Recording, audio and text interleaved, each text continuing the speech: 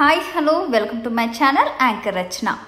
IPL 2024లో భాగంగా హైదరాబాద్తో మ్యాచ్ అనంతరం లక్నో సూపర్ జైంట్స్ ఫ్రాంచైజీ యజమాని సంజీవ్ గోయంకా ప్రవర్తన తీరుపై తీవ్ర స్థాయిలో విమర్శలు వస్తున్న విషయం తెలిసిందే.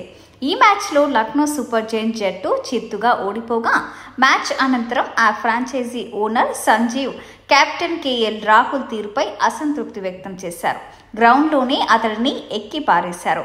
రాహుల్ చెప్తున్న వివరణను వినకుండా ఆగ్రహం వ్యక్తం చేశారు.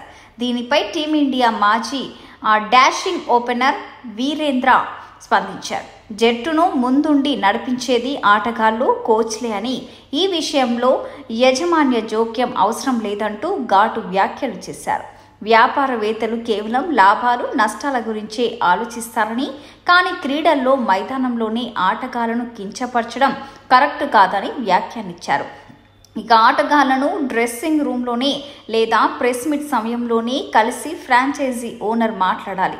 ప్లేయర్లలో స్ఫూర్తిని నింపేలా అతడు వ్యవహరించాలి.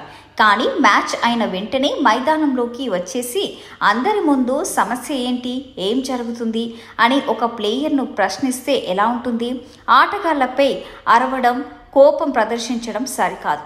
ఇక్కడ 400 కోట్ల వరకు లాభాలను ఆర్జిస్తున్నారు. అప్పుడు వారికి నష్టమేం లేదు కదా అని సర్వేంగ్ వ్యాఖ్యానించారు. అలాగే ఇండియన్ ప్రీమియర్ లీగ్లో 10 ఫ్రాంచైజీలున్నాయి. ఒక ప్లేయర్ టీంను వీడితే మరో ఫ్రాంచైజీ అతడిని తీసుకుంటుంది. సదరు ఫ్రాంచైజీలు కీలకమైన ప్లేయర్లను కోల్పోతే ఆ జట్టు ప్రదర్శనపై ప్రభావం చూపుతుంది. నేను పంజాబ్ కింగ్స్ను వీడినప్పుడు వాళ్ళు 5వ ప్లేస్లో ఉన్నారు. ఆ తర్వాత వారెప్పుడు కనీసం 5వ స్థానంతో సీజన్ను ముగించలేకపోయారు అని వీరేంద్ర అన్నారు. ఇక సన్ రైజర్స్తో మ్యాచ్లో లక్నో సూపర్ జైంట్స్ చిత్తుగా ఓడిపోయింది.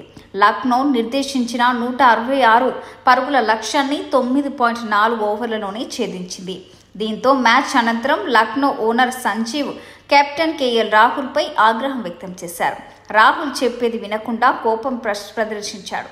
ఈ వీడియోలు సోషల్ మీడియాలో వైరల్గా మారింది. ఇక ఈ నేపథ్యంలో వీరేంద్ర ఈ అంశంపై స్పందించారు.